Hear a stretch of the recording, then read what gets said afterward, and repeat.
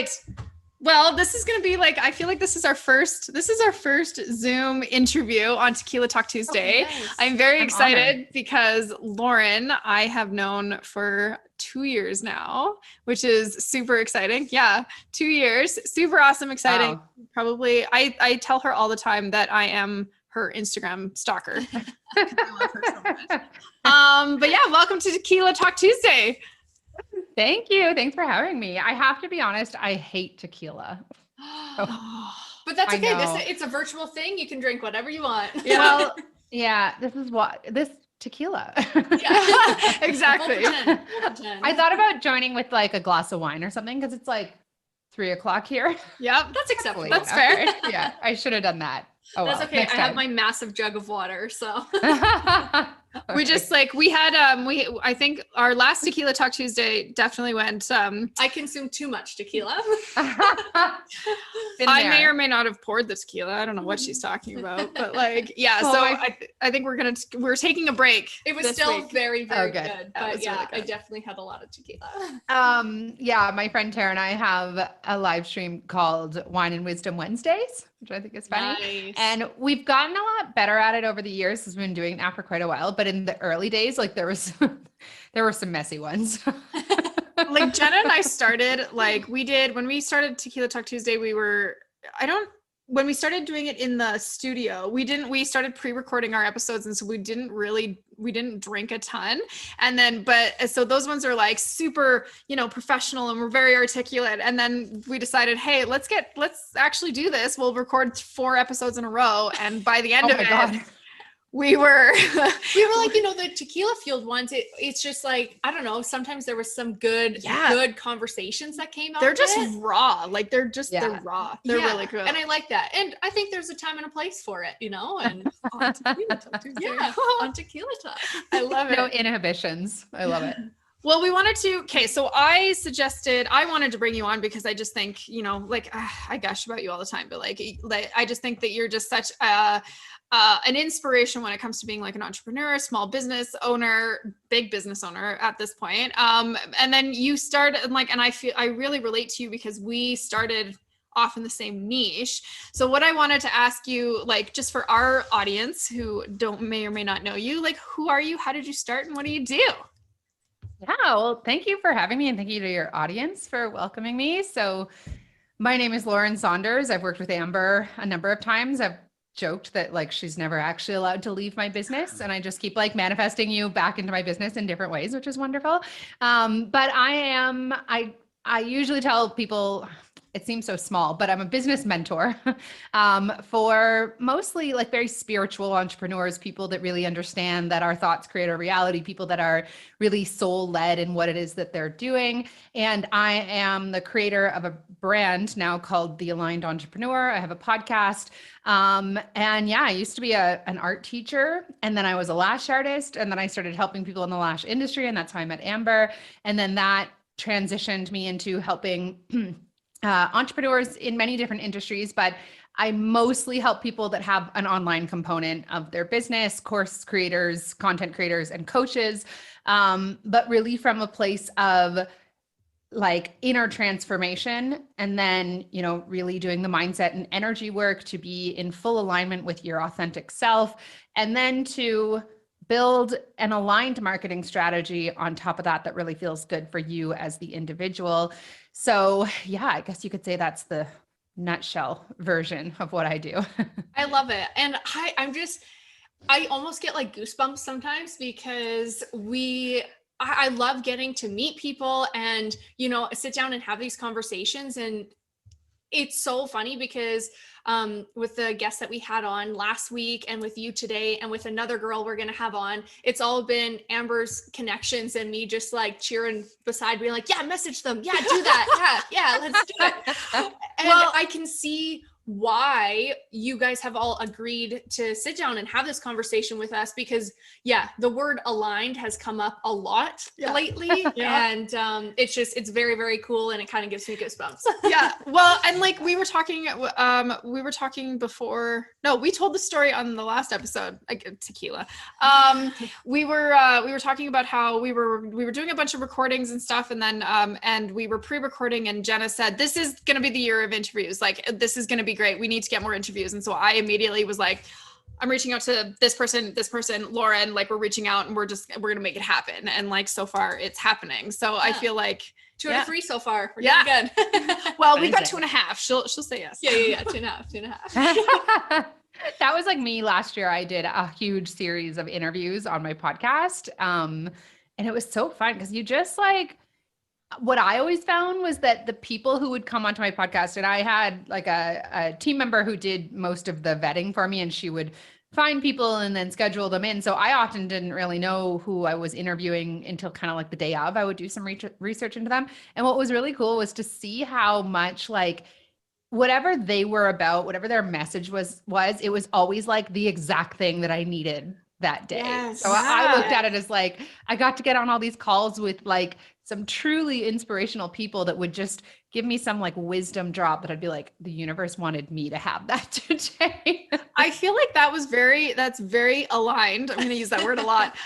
For like just the interviews that we've been doing, like not to reference the last one, but I feel like that one was like, I feel like that was more like a confirmation that what we're doing, and by us staying consistent, does inspire more people than we think, because he's got, what is it? He's got 240,000 followers or something just by being good looking. And like, he has no idea what he's doing. He doesn't like, he's got a podcast, but he's not sure. And he's, but he's all about like, he talks about manifestation and alignment and energy work and meditation and all this stuff. So it was very cool. And then at the end of it, he said, well, you guys inspired me. And we're like, yes. And that's where I like it, because it's that nice give and take that then also, speaking to him, inspired things in us, and we inspired him. And like, if that's all that I get out of doing these things and meeting new people, that's all I need. The energy exchange is amazing. Well, and what you'll find is that in that very, like, you're really in this for the joy of the process, which is the most magnetic thing to other people, because you don't have an agenda.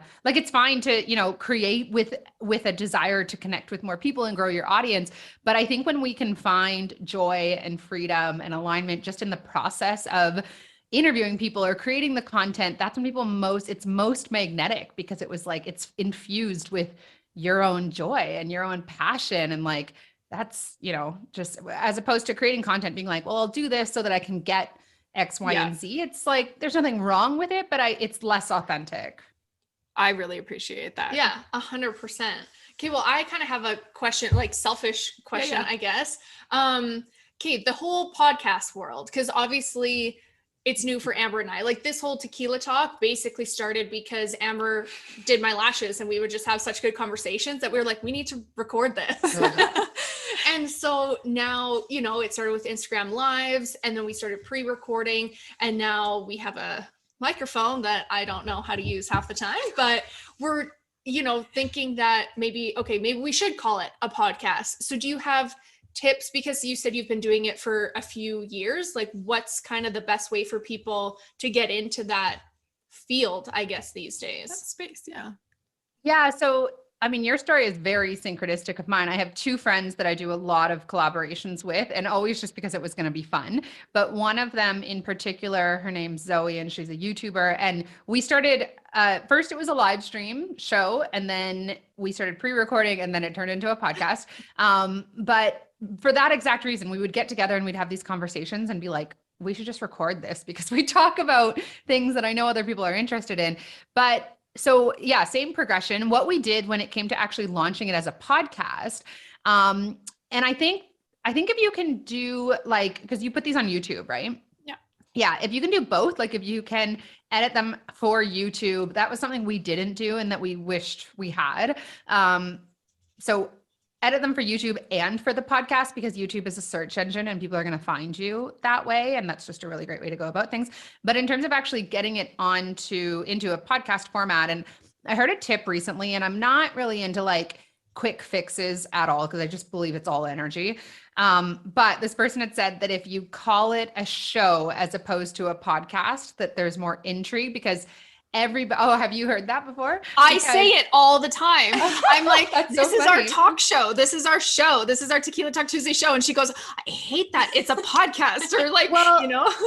What this person was saying was that everybody and their mom has a podcast, right? Yes. Whereas a show is intriguing, and it basically says that there probably is a visual component, which you guys have. And my friend and I, our podcast is called The Lo and Zo Show. And people just like love it. I mean, we've taken big breaks from it because Zoe moved to Bali last year now. This is the traveler that I was telling you and Rylan about. Yeah. Nice. Oh, really? Yeah. She came up. Okay. Yeah. And anyways, I get messages from people all the time. I was at my brother's wedding and someone came up to me and was like, my younger sister knew that you were going to be here and she wants to know if the Lo and Zo Show is coming back. Anyways, so what we did in terms of a strategy, if you will, when we officially launched it, was we actually put together like a launch team. And there was things that people could win. So by doing certain things, like when the podcast officially launched, which is a little tricky because iTunes, it goes into this like approval process for iTunes when you're first uploading it. And sometimes it takes a day and sometimes it takes a week. So our like launch date was kind of at the mercy of iTunes, but we had people ready. And basically what we said was like, we launched with 3 episodes, which you guys would have more. And they got like points. So if they listened to all 3 episodes, they got 3 points. If they shared it however many times, they got this many points. If they gave us a review on iTunes, they got points. So then they could like enter as many times as they wanted to complete these activities for.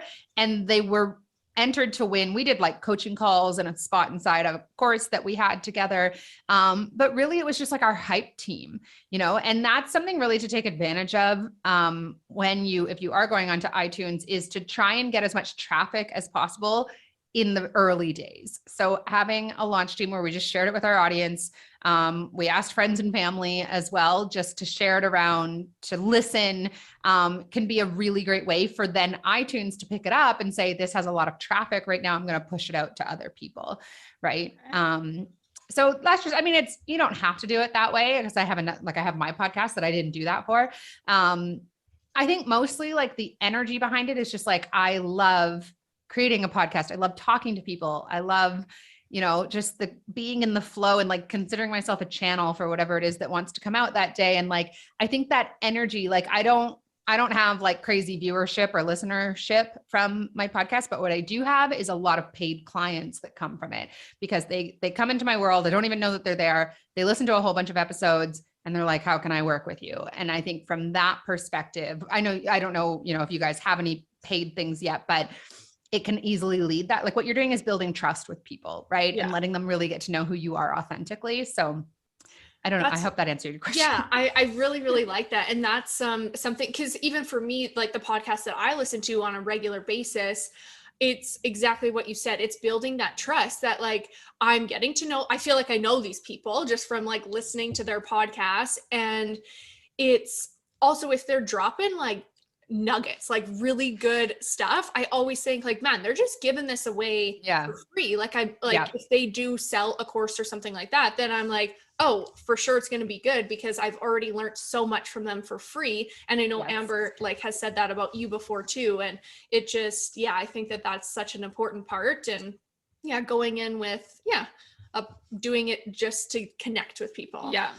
I think is really I think what you guys are doing is already spot on, and just like follow the fun with it. Half the time on my coaching calls with people, I'm like, well, what feels the most fun for you next? And they're like, it can't possibly be that simple. I'm like, it really is though. It is. You let it just be fun. And we're like, I mean, Jenna and I are like, we've come up with this just before we hopped on here. We were just inspiration like spitballing like about something else that we want to have happen and that we want to have manifest for this year, and it definitely took a turn for overthinking, like and it didn't make it fun anymore. It was like, right, No. Like, no. Okay, hold on. It does not have to be this complicated. Like, and so we kind of got back to like the roots of it. It was pretty, yeah, it was entertaining. But yeah, like I definitely feel like doing things for the pure, and I say it all the time. Tequila Talk Tuesday is one of my favorite aspects of the business. We make absolutely no money doing this, none. But like, the way I see it is like I had a coach give me a quote that she kind of lived by and I really liked it. It was everything sells everything. So even if like because you don't know, I know you like I'm not sure, Jenna, do you have an online business yet or are you just kind of like doing Tequila Talk for fun? Tequila Talk for fun. Yeah. I'm a hairstylist and a realtor or real estate agent. Cool. So there's lots that you could do. Yes. Whenever I hear about people and they're like, niche skill set, I'm like, ooh, like there's just so much possibility in like the course creation world. But anyways, so even if it's like, oh, it doesn't make any money, you're still like, you're building a foundation with people. There are lots of opportunities for sponsorship. I've never gone that route because for me, it was about connection and it was about selling my courses and programs.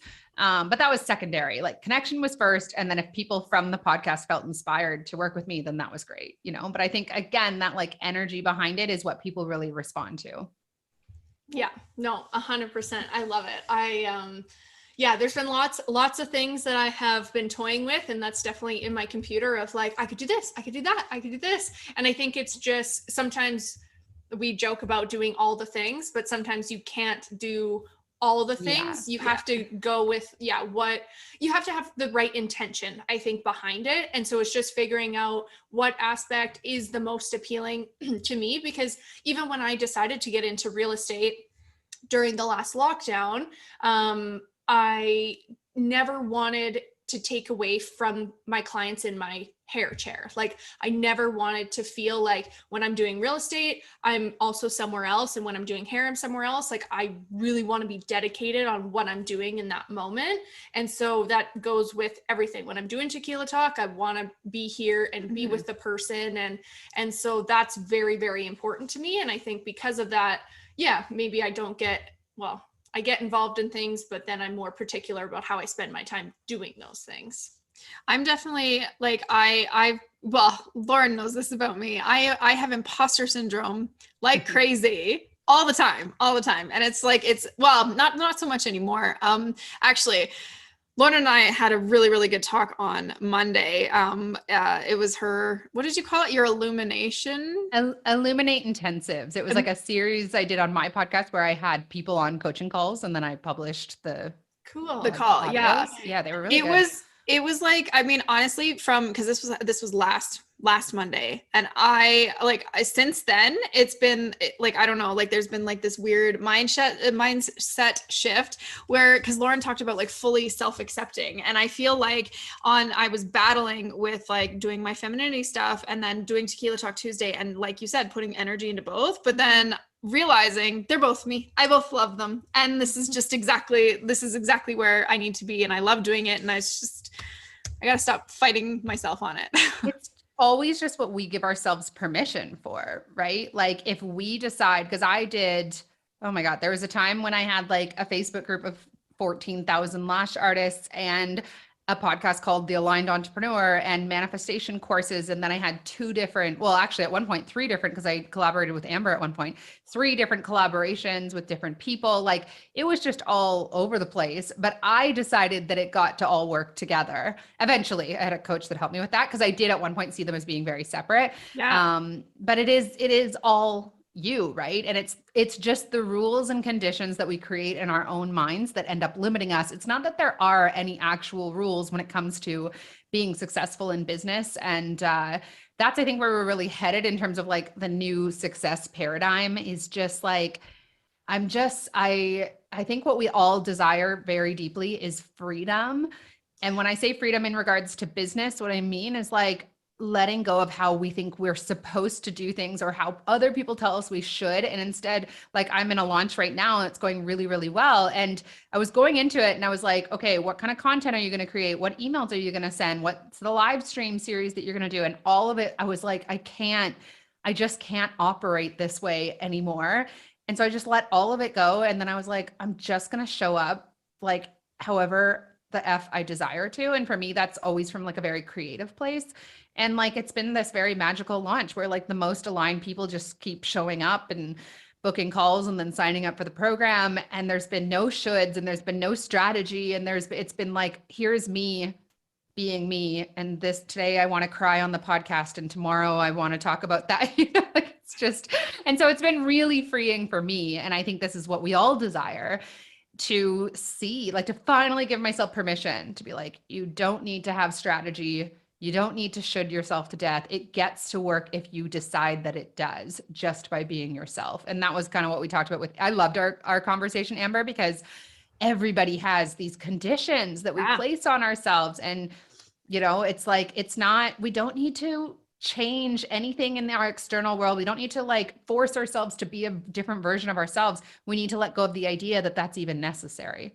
Well, like, so Lauren's, my conversation was about my femininity program and how I felt like I was having imposter syndrome because if I'm not working out and I'm not feeling good and I'm not doing my hair every day or doing my makeup, then how in the fuck am I supposed to send this out to and teach other people this because I'm not doing it? And Lauren's like, but you have done it. You've done the tools. You've used the tools. The tools are useful. And it doesn't mean that your ability to teach them how to use those tools changes whether or not you're sitting on the couch eating chocolate or you're dressed up and your hair is done. They're both versions of you. And you have to, and I was just like, that conversation, just that segment right there has definitely been like a game. And it's been a week, but like, it's been a game changer for me. Like because I've been less, shut up.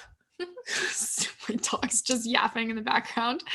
I've been less hard on myself. I haven't beaten myself up about not working out or not eating the best or I haven't done this. And I've just been, it's been more like I'm enjoying myself in the moments when I'm just enjoying myself in the moments. Like, that's just it. Like going skating with my kids. I mean, I could have worked out then, like I could have just said no and I need to go to the gym, but no, we went skating instead. And I enjoyed those moments. And I was being, I was happy and present in the mom form who is still successful and still capable of having all of the success, rather than thinking, nope, the only person who can make money in this house is the queen with the hair and like, and yeah.